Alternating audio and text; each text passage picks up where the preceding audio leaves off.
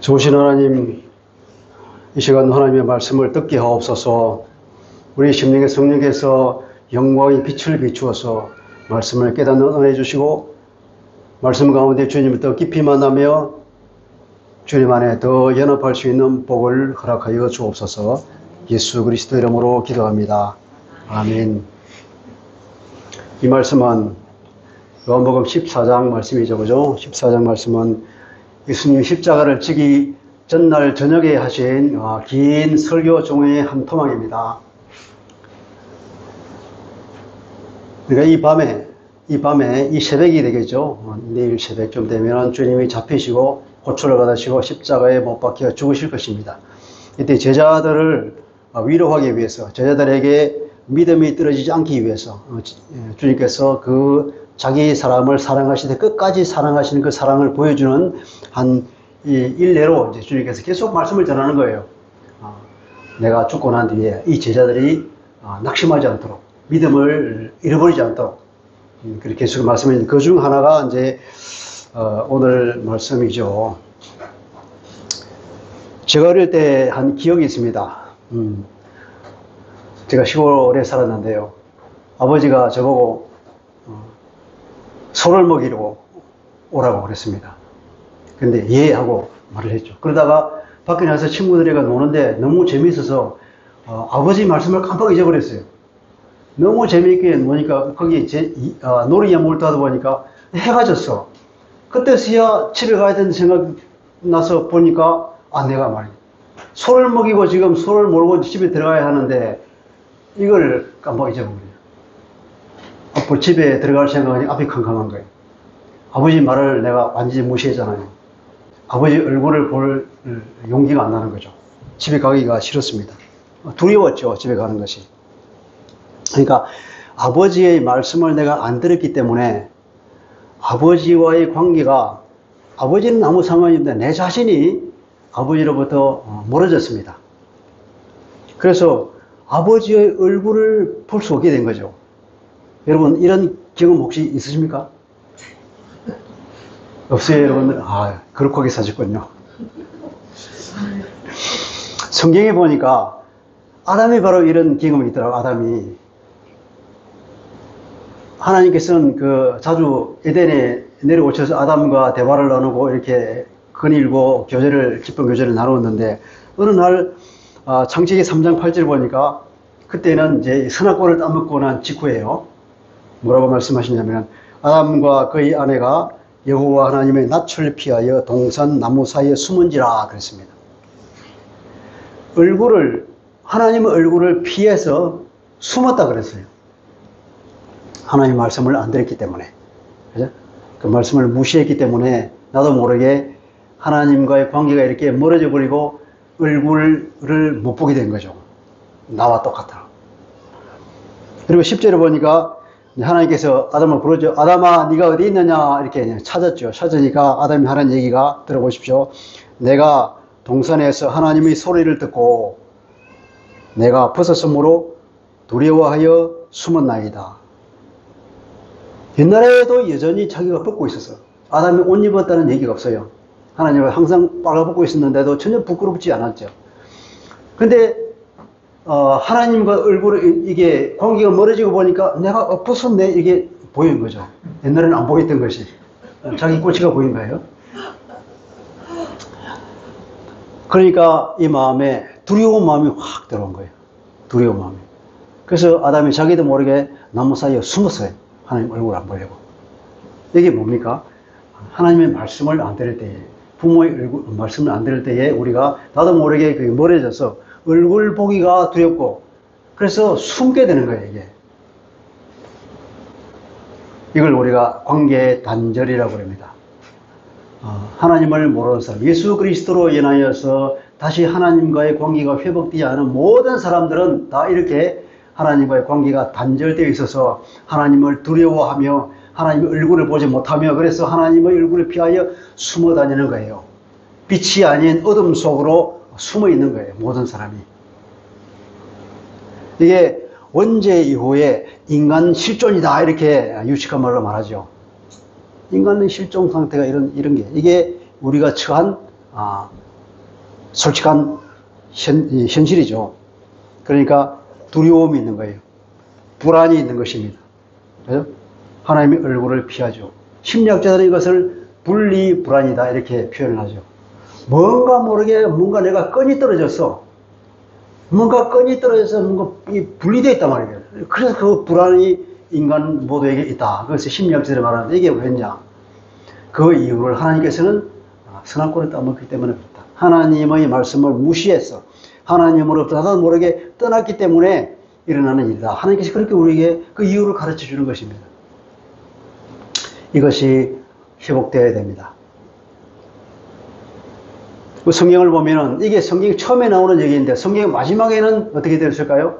하나님께서 이 사람을 구원하겠다는 원대한 계획을 세우시고 그 계획을 하나씩 성취해 나가는데 마지막 드디어 요한계시록 22장에 보면 이것이 완전히 회복된 얘기가 나옵니다. 그것이 뭡니까? 계시록 22장 4절에 보니까 이렇게 말합니다. 그의 얼굴을 볼 것이다. 하나님의 얼굴을 볼 것이다. 이제 성도들은 하나님의 얼굴을 볼 터이요 하나님의 이름도 그들의 이마에 있으리라. 이렇게 하나님을 떠난 상태가 완전히 회복되어서 에덴의 완전한 회복을 말하고 있죠.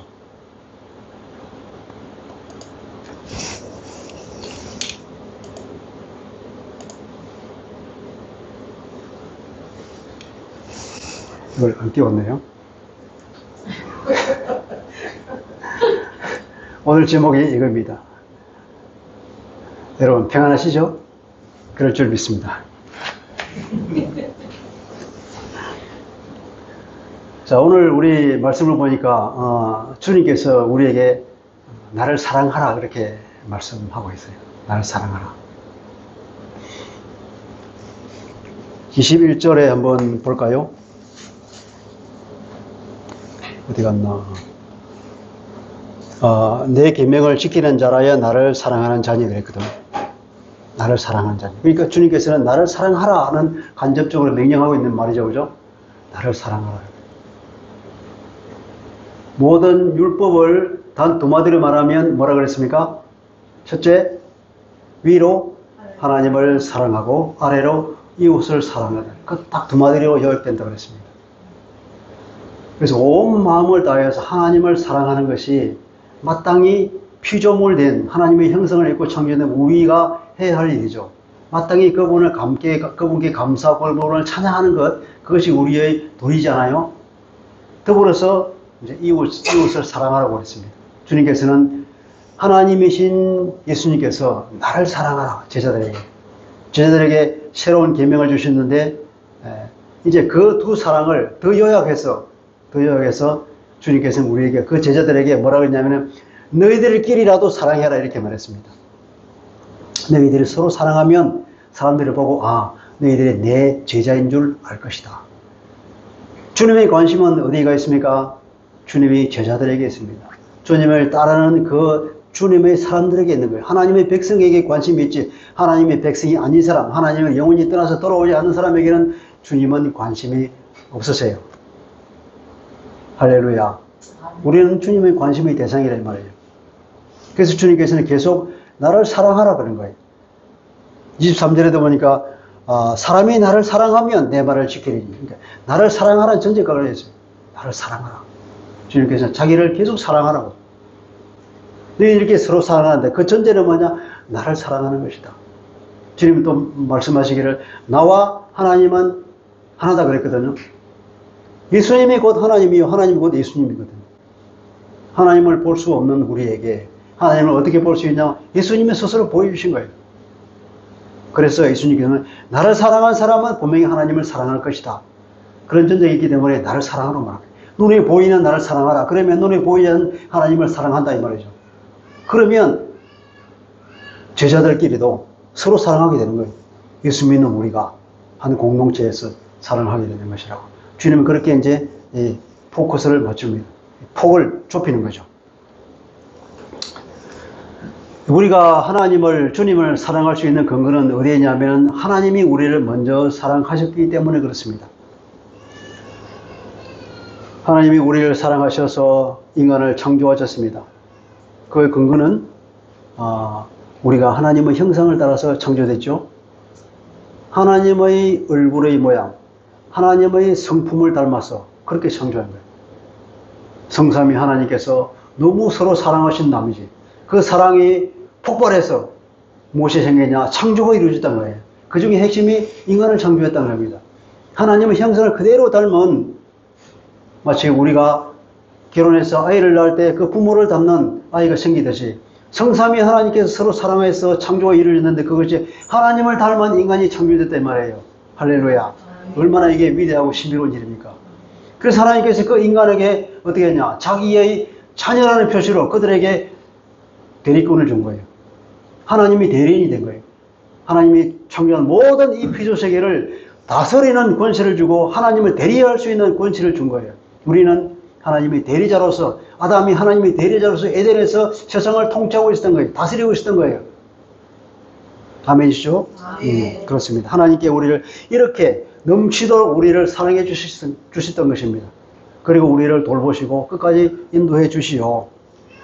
자, 그런데 이 다스리는 사명에 인간의 타락으로 인해서 아까 아담이 하나님의 말씀을 듣지 않고 선악과를 먹고 하나님을 떠난 말, 하나님과 관계가 이렇게 단절된 나머지 그 하나님의 형상이 손상되어 버린 거예요.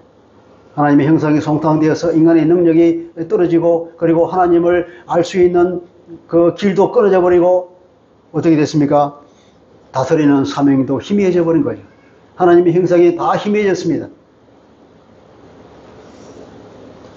그래서 그리스도께서 이 땅에 오실 필요가 있었던 것입니다.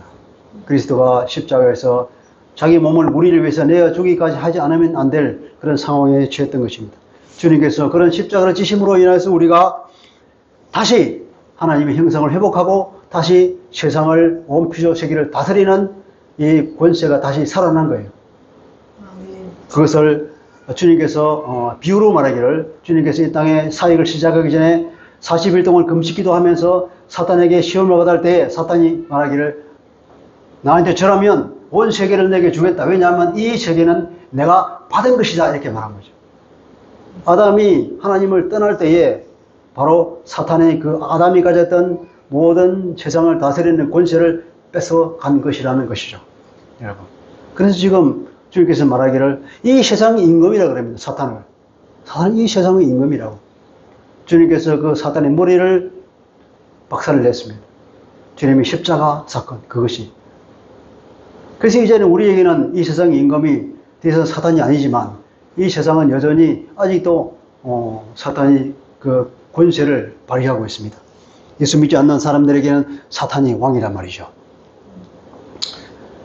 주님이 재림하는 날을 우리는 기다리고 있습니다. 하나님께서 이 우리의 형상을 회복하시고 우리를 다스리는 권세를 주어서 예수 그리스도의 십자가 사역으로 회복이 되었지만 아직도 완성이 되지 않아서 주님이 재림하는 그날 완성이 될 것입니다. 우리는 그날을 고대합니다. 예. 그때가 되면 모든 것이 회복되고 모든 악이 다 청소되고 새 하늘과 새 땅이 오면서 새 예루살렘이 내려와서 우리는 그 안에서 주님을 영원히 찬양하면서 세세토록 우리가 뭐한다? 왕노릇하리라고 했습니다. 그러니까 우리 그 다스리는 권세가 다시 살아나서 이제 완전한 다스림을 한다 이 말이에요. 그렇게 될 것입니다. 이게 계시록 22장 5절에 나와 있는 말씀입니다. 그들이 세세토록 왕노릇하리라다. 아멘. 그런 하나님의 구원 계획이 아브라함에게 나타나죠. 하나님께서 아브라함을 부릅니다. 아브라함을 불러서 이스라엘 민족을 만들고 그들을 통해서 구원을 하겠다는 계획을 세우시고 실행해 나가죠. 그래서 하나님께서는 모세를 통하여서 성막을 지으라고 합니다. 하나님은 우리와 함께 살고 싶어 하시는 분이에요. 하나님이신 그분이 천하고 빛나는 이 땅에 내려오시는 거예요. 신의 산으로 내려오셔서 하시는 말씀이 내가 내 백성 가운데 살겠다. 내 집을 지어라. 하는 그것이 뭡니까? 성막이라 되죠. 이스라엘 백성에게는 성전을 지었죠. 하나님께서 그 성전 안에 계시겠다고 말씀하십니다. 그래서 그 하나님은 우리가 말하기를 임마누엘 하나님이다. 그렇게 말합니다. 그죠? 우리와 함께 계시겠다. 이 말이죠. 그런 하나님이 우리를 먼저 이렇게 사랑해 주시고 그리고 예수 그리스도의 십자가 사건은 바로 예수님이 우리를 이렇게 죽음으로 우리를 사랑한 것을 보여주지 않습니까? 주님의 그 넘치는 사랑을 우리는 이미 받았습니다. 예수 그리스도의 십자가 사역, 그것은 주님을 우리는 그토록 사랑한다는 증거죠. 그래서 우리는 하나님과의 관계가 회복이 되었습니다. 그죠? 아담이 하나님을 떠나서 하나님과 관계가 단절해졌는데 예수님의 그 십자가, 자기가 십자가에서 우리를 위하여서 그 죄의 값을 치르고 스스로 우리가 받아야 할 그 저주를 홀로 받으시고 우리와 하나님의 관계를 회복시킨 거예요. 하나님과 우리가 다가갈 수 있는 중보자가 되신 거예요. 다리가 되신 거예요. 그래서 우리는 하나님과의 관계가 회복이 되었습니다. 이것은 그리스도 안에서 이루어지는 것입니다. 그리스도 안에. 모든 것은 그리스도 안에 이루어집니다. 그래서 바울이 쓴 그 성경을 읽어보면 하나같이 얘기가 그리스도 안에서, 그리스도 안에서, 그리스도 안에서 아니면 말이 안 돼요. 계속해서 바울은 말하기를 그리스도 안에서 이루어진다. 그리스도 안에서 회복됐다. 그리스도 안에서 우리 복을 누린다. 하는 거예요. 왜냐? 이렇게 그리스도의 십자가 은혜가 아니면 우리가 하나님께 갈 수가 없고 하나님을 알 수가 없는 것이기 때문에 그렇습니다. 그리스도의 십자가 은혜로 인하여서 우리는 하나님과 다시 관계가 회복되었고 하나님의 형성을 회복되었고 우리의 모든 능력은 회복되었는 줄 믿습니다. 그래서 로마서 5장 8절에 이렇게 증거합니다. 세 번역으로 번역된 걸 읽어보면 우리가 아직 죄인이었을 때에,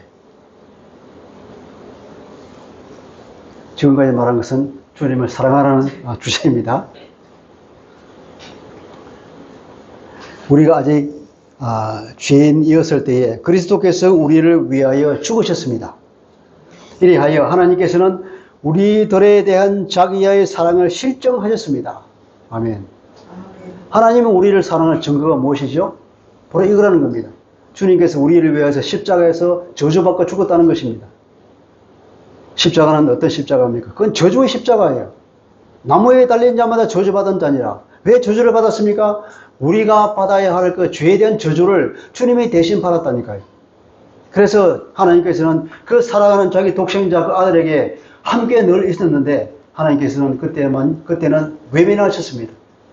그래서 주님께서 말씀하시면 엘리 엘리 람마 샤박다니 그렇게 말했죠. 나의 하나님 어찌하여 나를 버리시나이까. 하나님께서 외면하셨거든요. 왜냐하면 그때는 십자가에 달린 그 예수가 자기 아들이 아니라 한 죄인으로 보는 거예요. 그 죄 자체로 보는 거예요. 그래서 하나님 그 죄에다가 저주를 때려부었기 때문에 외면한 거죠. 주님께서는 그 고통을 받으시고 그 저주를 홀로 다 받으시고 하나님의 공의를 우리가 성취한 것입니다. 꼭 이렇게까지 해야만 했을까요? 그렇게까지 자기 아들을 저주하면서까지 죽였을까요? 그만큼 우리의 죄가 심각하다는 것입니다. 그만큼 이 죄가 하나님께 가까이 가나 철저하게 담이 되어서 갈 수가 없다는 것입니다. 그렇게 하지 않으면 안 되었던 상황. 이것이 하나님의 사랑이요 그리스도의 사랑입니다. 주님께서 우리를 그토록 사랑하셨던 것입니다. 그 십자가가 하나님이 우리를 얼마나 사랑하시는지를 증거하는 증거물이라는 것이죠.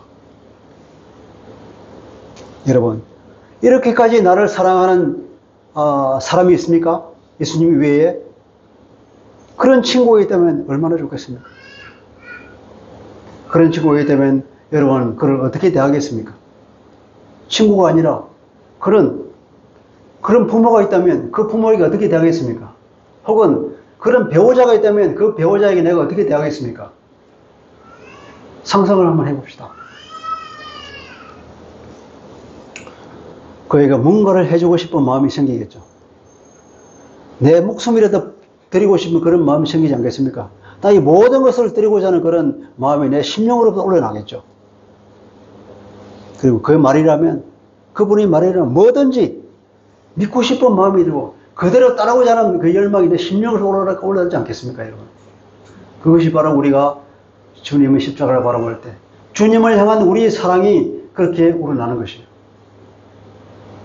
우리가 주님의 그 사랑, 그 극진한 사랑을 모르면 이런 마음이 안 생길 텐데 주님의 그 사랑을 우리 알면 알수록 주님이 우리를 사는 그 사랑이 얼마나 큰지를 알면 알수록 그죠? 우리의 죄가 얼마나 엄청난 죄인지를 알면 알수록 우리가 여기서 해방됐다는 그 기쁨과 그 신비함 때문에 주님에 대한 우리의 사랑이 넘칠 줄 믿습니다. 그래서 우리가 이것을 묵상해요. 우리가 십자가를 묵상하는 이유는 바로 여기 있습니다. 그죠? 그렇게 해서 우리는 하나님에 대한 그 사랑, 그 성삼위 하나님을 우리를 이토록 사랑하신 그 사랑을 깨달아 아는 것이죠. 그러면 하나님에 대한 사랑, 우리가 주님을 사랑하는 그 사랑과 주님의 말씀을 쫓아 살고자 하는 그 열망이 우리 심령에 우러나고 하나님을 찬양하고자 하는 마음이 계속해서 우러나는 것이죠. 그죠? 그것이 우리가 해야 될 일인 줄 믿습니다. 주님은 나를 사랑하라 그랬습니다.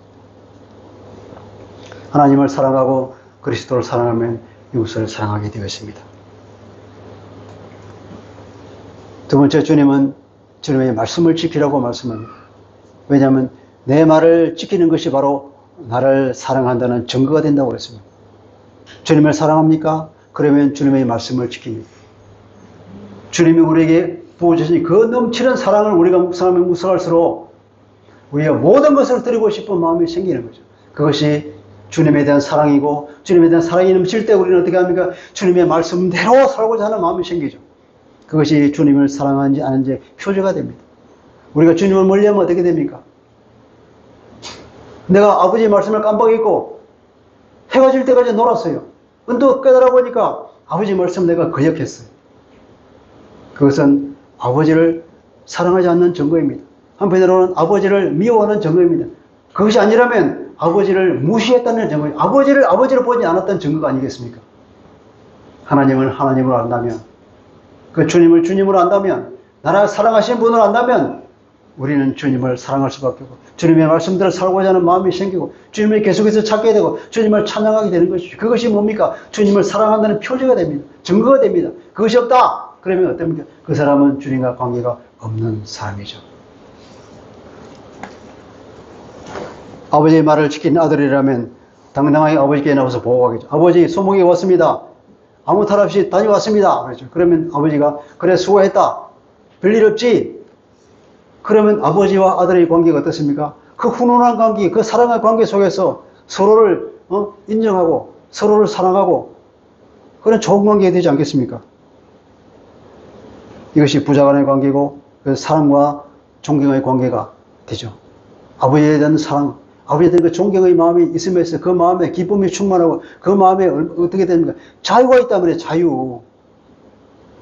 그런 관계가 될 때 우리의 마음의 어깨가 나는 것입니다. 그런 관계가 없으면, 관계가 단절되면 이 날개가 끊어지는 거예요. 어깨가 처지죠.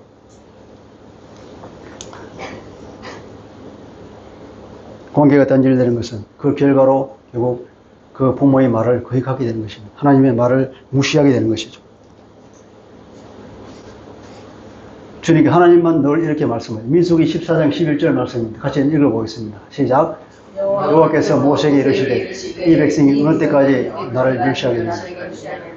내가 그들 중에 많은 이적을 행하였으나 어느 때까지 나를 믿지 않겠느냐. 하나님께서는 많은 이적을 통해서 이스라엘 백성들을 끄집어내어서 광야를 거쳐 드디어 팔레스타인 지역으로 들어가게 하시는데 하나님의 말씀을 안 믿어. 하나님 그렇게 많은 기적을 행했는데도 하나님 기적을 행하고 많은 약속을 주었는데도 그 말을 안 믿는다니까요. 그러니까 하나님께서 말씀하시기를 너희들은 나를 멸시한다 그럽니다. 그런 전능하신 하나님을 경험하고 그렇게 많은 사랑을 주신 하나님을 경험하고도 하나님 우리를 이렇게 사랑하시는구나. 이스라엘 사람들 얼마나 뼈저리게 느꼈겠습니까? 하나님 정말로 전능하신 분이고는 얼마나 알았겠습니까? 그 기적 가운데서. 그럼에도 불구하고 하나님의 그 약속을 믿지 못하는 거죠. 광야에 들어가니까 불평하고 먹을 게 없다고 물 마실 물이 없다고 이렇게 사사건건 불평과 불만이 많으니까 하나님께서 말하기를 나를 멸시한다 그러죠. 그 말씀을 따르지 않을 때에 그 말씀을 지키지 않을 때에 그러면 그 말을 한 사람의 인격을 무시하는 것입니다. 그래서 주님은 하나님께서 나를 멸시한다 이렇게 말하죠. 말씀을 잘 듣는 것은 반대로 존경과 사랑의 표시입니다. 말을 잘 듣는 사람은 그 말을 믿죠. 그래서 그 말을 지킵니다. 부모가 말하죠. 자식들을 말 좀 들어라 그러잖아요. 말을 듣는 것이 곧 말을 지키는 것 아닙니까? 그 말을 믿는 것 아니겠어요? 그죠? 그 부모 말을 믿는 것, 그 부모 말을 그대로 따르고자 하는 마음, 그것은 관계가 이렇게 회복되었을 때에, 사랑과 존경의 마음이 있을 때에 가능한 것이죠. 15절과 23절이 이렇게 말합니다. 너희가 나를 사랑하면 내 계명을 지키리라. 똑같은 말을 23절에서는 사람이 나를 사랑하면 내 말을 지키리라. 같은 말이죠. 내 계명을 지킨다. 내 말을 지킨다. 내 말을 듣는다. 다 같은 말입니다. 계명을 지킨다는 것, 주님의 말씀을 지킨다는 그것은 주님을 사랑하는 것입니다. 주님을 사랑하면 계명을 지키는 것이고, 계명을 지키면 주님을 사랑하는 것입니다. 그죠? 이 두 명제가 두 개 다 진리라면 우리가 배울 때 대오명제도 참이다. 그래서 주님을 사랑하지 않으면 주님의 말씀도 안 따라죠. 주님을 무시하죠. 주님은 우리에게 이렇게 말씀하셨습니다. 요한복음 13장 34, 5절에 새 계명을 너희에게 준다. 서로 사랑해라. 내가 너희를 사랑한 것 같이 너희도 서로 사랑해라. 그러면 너희가 서로 사랑하면 이로써 모든 사람이 너희가 내 제자인 줄 알리라. 사랑은, 왜 사랑을 이렇게 강조하냐? 사랑이야말로 하나님이 능력이 나타나게 하는 동력과 통로가 되기 때문에 그렇습니다. 갈라디아 5장 6절에 이렇게 말합니다. 사랑으로서 역사하는 믿음이다. 이런 표현이 있습니다. 여러분, 사랑으로서 역사하는 믿음 무슨 말일까요? 믿음은 사랑을 통하여서만 일을 한다 이 말이에요. 옛날에 김대중 대통령이 유명한 말을 했죠. 행동하는 양심이라는 말을 했습니다. 아무리 양심이 있더라도 행동 안 하면 그게 양심이 무슨 소용이 있겠습니까? 행동하라 이 말이에요. 잘못을 보고 뿌리를 보고 부르짖어라 들고 일어나라 이 말 아니겠습니까? 행동하는 양심, 역사하는 믿음, 일하는 믿음이죠. 다른 말하면 행동하는 믿음이 되었나요? 우리 믿음이 있습니까? 그 믿음이 행동합니까? 어떻게 행동합니까? 사랑의 삶 속에서만 그 믿음이 행동하게 한다 이 말이에요. 그죠? 이것이 주님께서 우리에게 가르쳐 주시는 비밀입니다.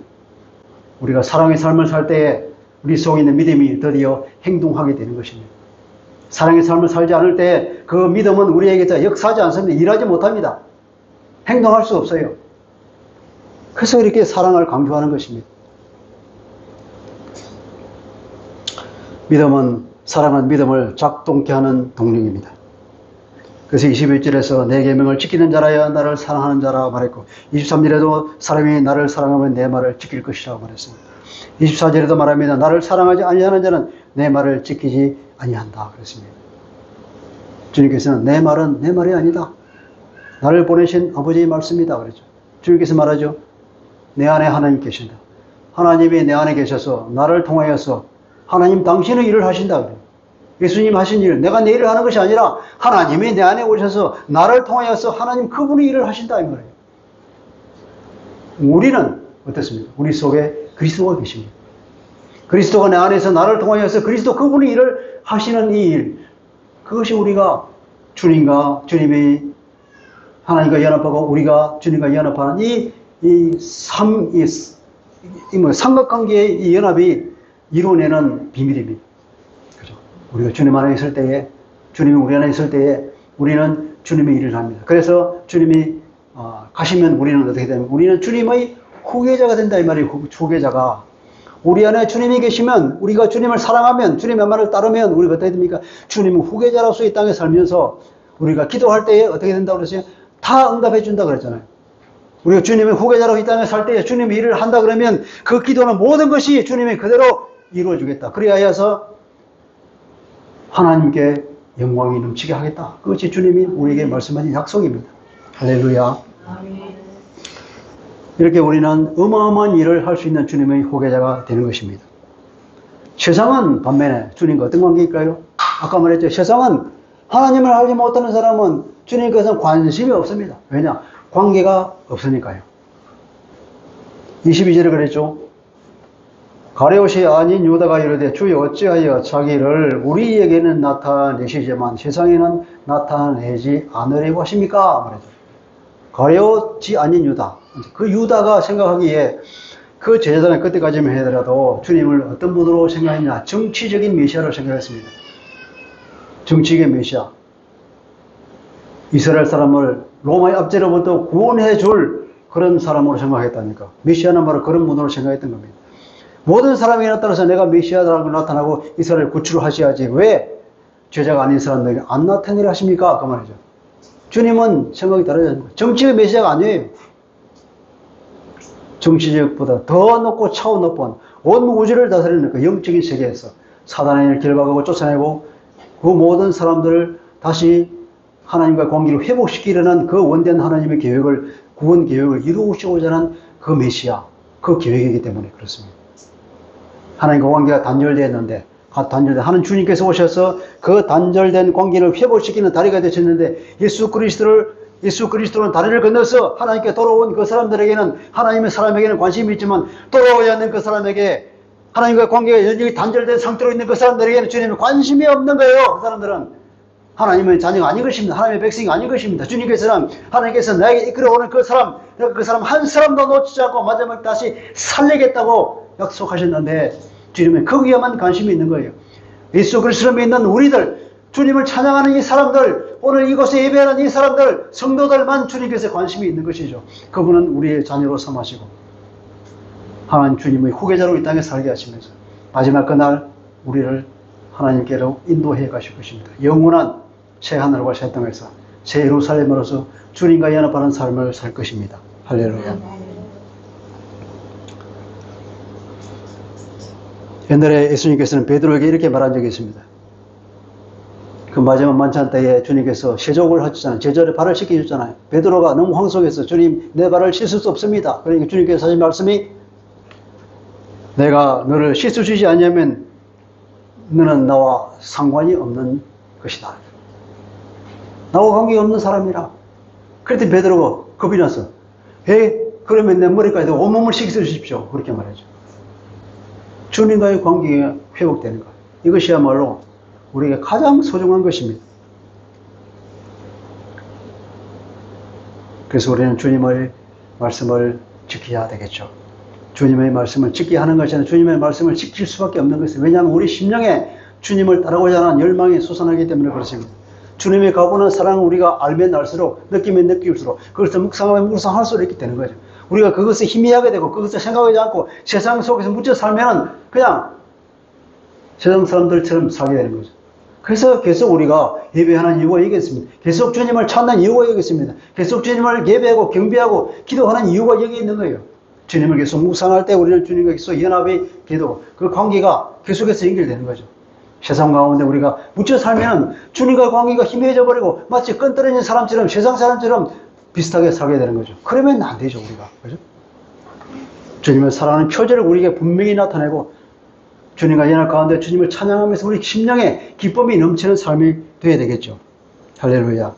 아멘. 주님을 사랑하는 사람에게는 복이 있다 그랬습니다. 하나님의 사랑을 받을 것입니다. 그리고 주님은 주님의 사랑을 받을 것입니다. 그래서 주님께서 그 사람에게 나타난다고 그랬습니다. 성삼위 하나님이 그런 사람들 심령 속에 들어와서 거처를 함께 하시다고 이 세 가지 약속을 해 주셨습니다. 오늘 말씀해 보면 21절, 23절에 그렇게 나와 있잖아요. 하나님의 사랑을 받을 것이다. 하나님과 예수님은 그 본질상 동일한 분입니다. 주님은 하나님과 주님 완전한 연합을 이루고 있죠. 주님은 말씀하시기를 나를 아는 사람은 하나님을 알 것이다. 나를 보는 사람은 하나님을 보았다. 그리고 나를 사랑하는 사람은 하나님을 사랑하는 사람이다. 그러니 하나님의 사랑을 받게 되어 있는 것입니다. 논리적으로도 그렇습니다.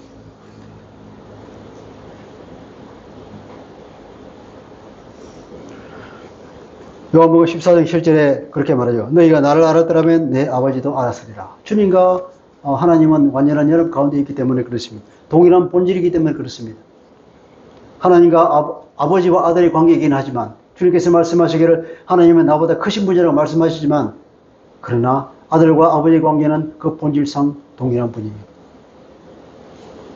그래서 21절에 보면 주께서 그런 사람, 주님을 사랑하는 사람에게 당신을 나타낼 것이라고 그랬습니다. 주님의 사랑을 받는 방법이죠.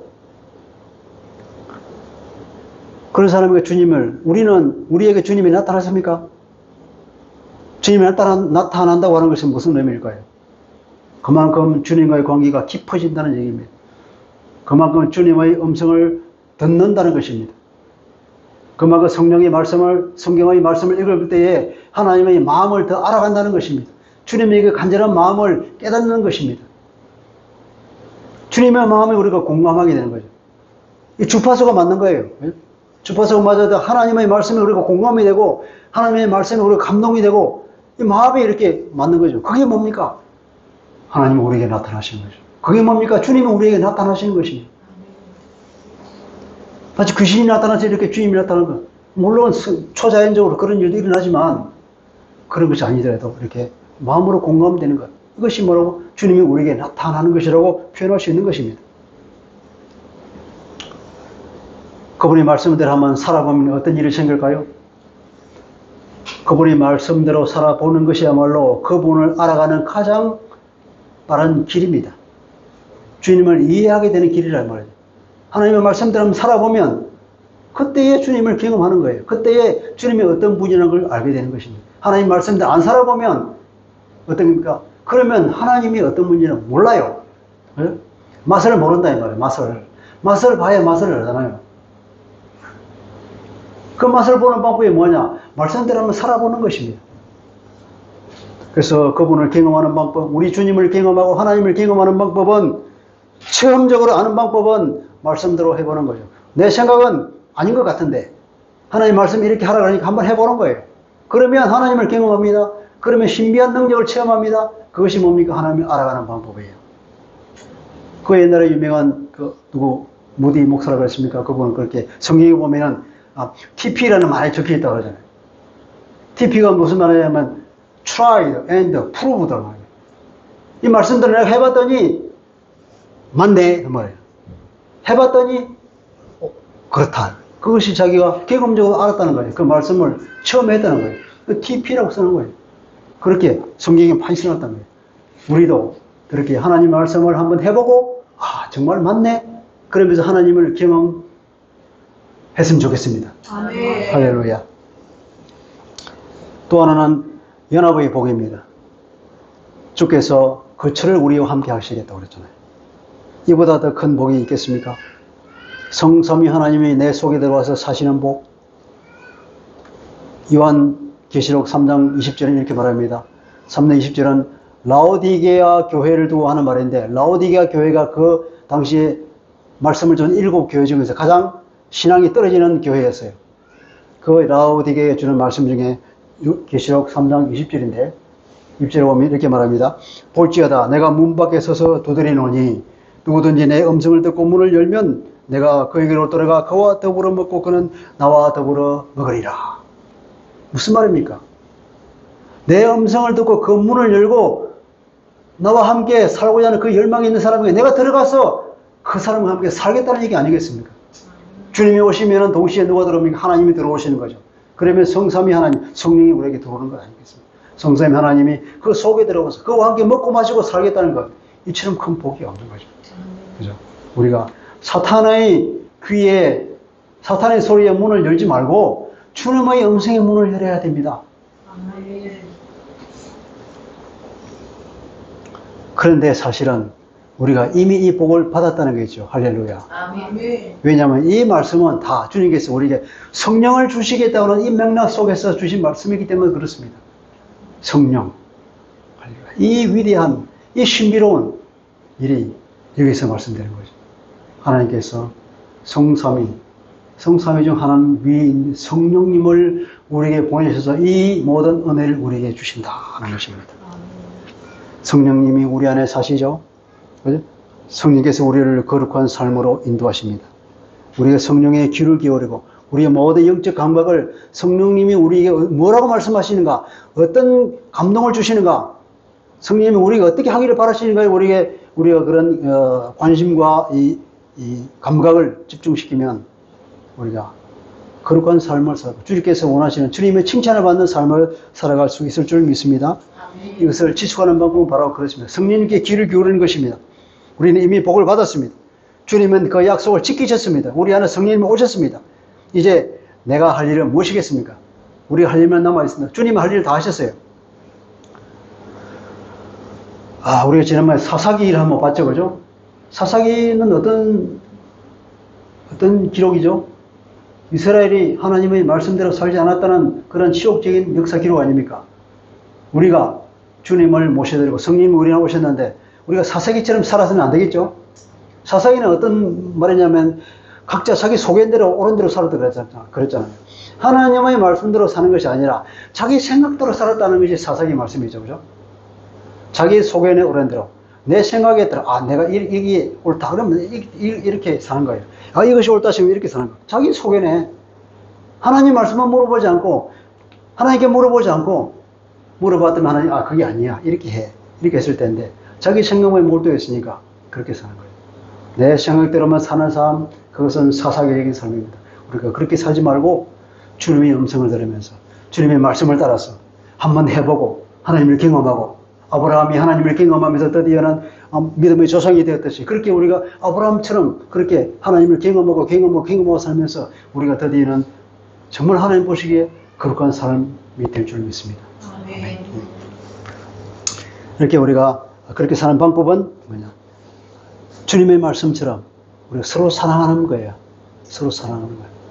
적어도 서로 사랑하지는 못할지라도 서로 불쌍해할 줄 알아야 되죠. 우리는 서로 알고 보면 불쌍한 존재입니다. 그죠? 그래서 주님께서는 마지막에 뭐라고 말씀하냐? 우리는 걱정하지 말아라. 두려워하지 말아라 그랬습니다. 27절 그렇게 말하죠. 평안을 너희에게 끼치노니 곧 나의 평안을 너희에게 준다. 주님께서 평안을 준다는 거예요.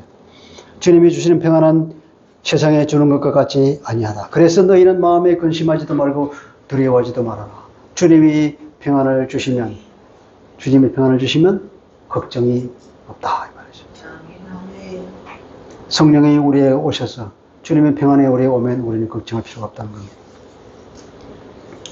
성삼위 하나님과 연합하는 자는 이렇게 회복된 관계가 되고 에덴의 완전한 회복을 이 땅에 살면서도 미리 우리가 땡겨서 누리면서 하나님을 경험하게 사는 것입니다. 계시록 21장 3, 4절에 보면 그렇게 말하고 있죠. 같이 한번 봅시다. 시작. 보라, 하나님의 장막이 사람들과 함께 있음에 하나님이 그들과 함께 계시리니 그들은 하나님의 백성이 되고 하나님은 친히 그들과 함께 계셔서 모든 눈물을 그 눈에서 닦아주시고 다시는 사망이 없고 애통하는 것이나 곡하는 것이나 아픈 것이 다시 있지 아니하리니 이렇게 말하고 있습니다. 이게 에덴의 완전한 회복인데 그때는 이게 뭐냐? 성삼위 하나님과 우리가 연합하는 삶입니다. 우리 속에 성삼위 하나님 오셔서 이제 이 에덴의 완전한 회복, 주님의 재림하실 그날 아니더라도 성도들은 이미 이 땅에서도 종말론적인 그런 복을 누리고 있다는 거예요. 이게 우리가 성도들이 가지는 특권입니다. 할렐루야. 이것이 뭡니까? 하나님의 샬롬이라고 합니다. 이스라엘 사람들은 그들이 인사할 때 샬롬이라고 인사했습니다. 왜냐? 주님께서 종말의 시대에 주실 그 샬롬을 생각하면서 그들은 샬롬을 외쳤던 것입니다. 주님이 하나님께서 맨 나중에 드디어 영원한 안식을 주시겠다고 약속했는데 그 안식을 기대하면서 소망하면서 그들은 샬롬을 외쳤던 것입니다. 이 샬롬이 어디에 있습니까? 주님 안에 있는 것입니다. 주님과 연합해서 올 때 오는 것입니다. 우리가 성삼위 하나님 우리에게 오실 때 우리는 샬롬이 우리 속에 형성되는 것입니다. 하나님과의 관계가 회복될 때에 생기는 것이 이 샬롬입니다. 그것이 하나님의 주시는 안식입니다, 여러분. 그것이 평안입니다. 하나님의 말씀을 잘 듣고 아버지 인정을 받고 아버지를 사랑하고 또 아버지의 사랑을 받는 사람. 처음에 제가 말씀드릴 때 아버지의 말씀을 내가 거기까지 않고 아버지의 말씀을 그대로 순종하여서 그 말씀을 잘 짓고 저녁에 들어서 아버지 돌아왔습니다 이렇게 말할 때 그 아버지의 관계가 완전히 회복되고 그래서 아버지의 사랑을 받고 아버지를 사랑하게 되고 그 관계가 완전히 회복되고 따뜻한 훈훈한 관계가 될 때 아버지의 관계가 온전한 그 사람이 누릴 때에 그 마음에 뭐가 있겠습니까? 상상해 보십시오. 그 어린 아이의 마음이 어떤 마음이 있겠습니까? 기쁨이 있지 않겠습니까? 그 마음에 평안이 있을 것입니다. 샬롬이 있을 것이다 말이죠. 그리고 그 마음에는 자유가 생기는 것입니다. 그때 드디어. 예수님 말씀하시죠. 진리를 알지 진리가 너희를 자유케 하라 그러죠. 이 예수 그리스도는 진리를 통하여서 우리가 하나님 관계가 회복될 때에 뭡니까? 우리는 이런 자유가 생긴다는 것입니다. 로마서 14장 17절입니다. 한번 읽어봅시다. 시작. 하나님의 나라는 먹는 것과 마시는 것이 아니요 오직 성령 안에 있는 의와 평안과 희락입니다. 하나님의 나라는 뭡니까? 성령 안에서 누리는 것인데 그것은 의와 평안과 희락이야. 그 아이의 마음속에 새기는 그 기쁨과 그 샬롬과 그 자유가 있다. 동일한 말이죠. 관계가 회복될 때에 나타나는 게 뭡니까? 하나님과 관계가 의가 회복되고 하나님의 샬롬을 누리게 되고 그 기쁨이 넘치는 삶이 뭐냐? 성령 안에서 누리는 것. 이 하나님과의 관계 회복에서 누리는 것이 바로 그런 복이라는 것이죠. 이것이 그리스도인이 누리는 평안이라 이 말이에요. 그것은 성령 안에서만 누릴 수 있는 것이요. 성령을 통해서 주님이 주시는 참된 평안입니다. 주님이 말씀하시기를 내가 주는 평안은 세상이 주는 것 같지 않다 그랬죠. 왜냐? 하나님의 관계가 완전히 회복됐을 때 오는 이 완전한 샬롬. 그것이기 때문에 그렇게 말하는 거예요.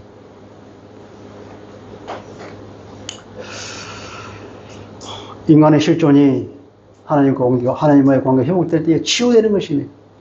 인간 실존은 뭐라 그랬습니까? 끈 떨어졌을 때 오는 그 불안이라고 그랬죠. 불안과 두려움. 그것이 하나님과 관계가 회복될 때에 주님이 주시는 그 샬롬이 우리에게 채워지는 것이죠. 하나님과의 관계에 단절해서 오는 이 불안과 두려움이 그 관계가 회복될 때에 주님이 우리에게 주시는 샬롬, 성령을 주실 때에 그것이 이루어진다는 것이죠. 우리는 안심과 확신을 누릴 수 있습니다. 바울은 로마서 8장에서 이렇게 말했습니다. 하나님이 우리를 사랑하는 그 사랑이 얼마나 큰 사랑인지 한번 읽어봅시다. 시작. 누가 우리를 그리스도의 사랑에서 끊으리요? 환난이나 공고나 박해나 기근이나 적신이나 위험이나 칼이랴? 38절입니다. 내가 확신하노니 사망이나 생명이나 천사들이나 권세자들이나 현재의 일이나 장인의 일이나 능력이나 두품이나 기품이나 다른 어떤 피조물이라도 우리를 우리 주 그리스도 예수 안에 있는 하나님의 사랑에서 끊을 수 없으리라.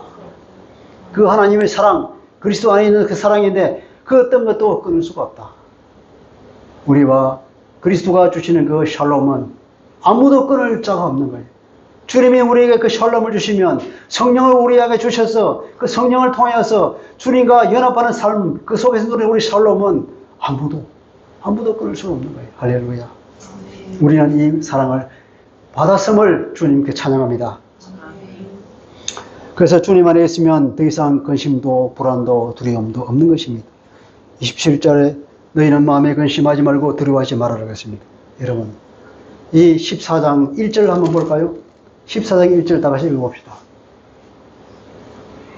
14장 1절 시작. 너희는 마음에 근심하지 말아라. 하나님을 믿으니 또 나를 믿으라. 너희는 마음에 근심하지 말아라. 하나님을 믿고 또 나를 믿으라. 이렇게 말하죠. 자, 이 14장을 말씀에 1절에 근심하지 마라 그랬고 중간에 성령을 주신다 말했고 27절에 근심하지 마라 그랬죠. 이 양쪽 끝에 근심하지 말라는 말로 이렇게 둘러싸고 있습니다. 그게 무슨 뜻일까요? 우리가 주님과 함께 있을 때에는 주님과의 단절에서 오는 그 불안, 그 두려움이 다시 회복될 때 우리가 성령 안에서 회복됐는데 이런 두려움이 더 이상 없다는 거예요. 그래서 주님이 주시는 완전한 샬롬을 누리면서 하나님이 주시는 그 의와 그리고 평안과 그 기쁨이 넘치는 삶을 살게 된다는 거 아니겠습니까? 주님을 사랑하는 것과 주의 말씀을 지키는 것은 동일한 것이요. 성령님이 오시는 것과 하나님과의 관계가 온전히 회복되는 것은 같은 것입니다. 그 결과로 받는 복이 평안이요 안식입니다. 그 속에는 근심도 불안도 두려움도 없는 온전한 에덴의 회복이 이루어진다는 것입니다. 이것이 그리스도인이 혹은 그리스도 공동체가 예수 공동체가 누리는 이 땅에서의 종말론적 복이라 이렇게 말하고 있습니다. 말씀을 요약해 보겠습니다. 주님의 말씀을 잘 지키는 것이 주님을 사랑하고 있다는 표지라 그랬죠. 그죠? 그것은 그분에 대한 존경과 사랑의 표현이기 때문에 그렇습니다. 우리가 예배하고 찬양하는 것도 바로 이런 일환입니다. 그것은 주님과의 관계가 좋다 하는 증거죠. 주님과의 관계가 멀어지면 멀어질수록 우리가 주님을 등한히 하게 됩니다. 주님의 말씀을 등한히 하고 찬양을 등한히 하게 되고 예배를 등한히 하게 됩니다. 또 예배를 등한히 하면 할수록 그 관계도 희미해집니다. 그래서 우리는 주님을 부지런히 찾아야 합니다. 왜냐하면 우리는 육신을 가졌기 때문에 그렇습니다. 사단이 우리 육신을 통해서 계속 하나님과 관계를 멀어지게 하기 때문에 그렇습니다. 방해하는 존재가 있기 때문에 우리는 의지적인 노력이 필요하다 이 말이에요. 아멘이시죠? 사랑한다는 것과 그 말씀을 믿는다고 하는 것, 그 말씀을 듣는 것, 지키는 것은 다 동일한 말입니다. 성삼위 하나님이 우리를 먼저 사랑하시고 상상할 수 없을 정도로 우리를 사랑하시고 또 계속 그렇게 우리를 사랑하고 계시죠. 그래서 우리는 주님을 사랑하게 됩니다. 그분의 말씀대로 살고자 하는 열망이 우리 심령에서 솟아오르게 됩니다. 두 번째, 주님을 사랑하는 사람에게는 약속된 복이 있다 그랬죠. 그죠? 주님의 사랑을 받고 그리고 주님을 얼굴을 볼 것입니다. 주의 음성을 들을 것입니다. 주님을 사랑하면 사랑할수록 주의 음성을 듣고 주님 얼굴을 본다 이 말이에요. 실제로 초예한적으로 그분의 음성을 듣고 그분의 얼굴을 보는 사람도 많이 있습니다. 그런 사람은 하나님의 사랑을 받습니다. 성삼위 하나님과 온전한 연합을 이루죠. 그런 사람들 안에 주님이 사신다는 것입니다. 이것은 바로 더 깊이 주님을 알아가는 그런 경제를 표현하는 말입니다. 우리가 성령 안에서 누리는 복이 무엇입니까? 그것은 바로 주님이 주시는 평안이라고 그랬습니다. 하나님과의 관계 회복에서는 절대적인 안식, 그 의와 평강과 희락이 넘치는 삶, 그것이 성령 안에서 누리는 그리스도인의 복인 줄 믿습니다. 그것이야말로 에덴의 완전한 회복이죠. 그것을 바로 이 땅에서 주님이 오시기 전에도 우리가 누린다는 것 아니겠습니까? 할렐루야. 이 복을 더 깊이 누리는 우리가 되었으면 좋겠습니다. 그러기 위해서 우리는 성령님을 초청합시다. 성령님을 초청하셔야 됩니다. 성령님이 인정하셔야 됩니다.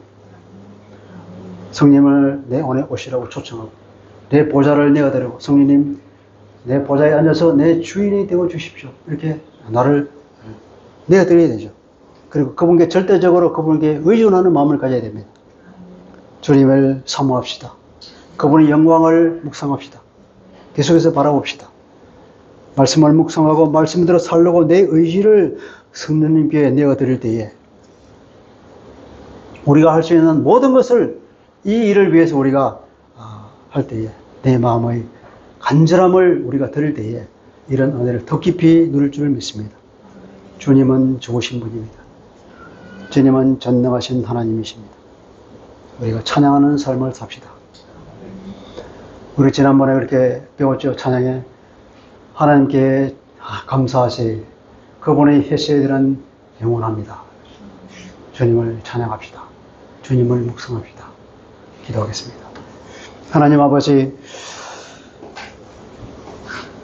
오늘 주님께서 우리에게 그 평안을 주신다고 말했습니다. 우리에게 오신 그 성령님이 우리 안에서 성삼위 하나님과 완전한 연합을 이루면서 우리가 이 땅에 비록 살면서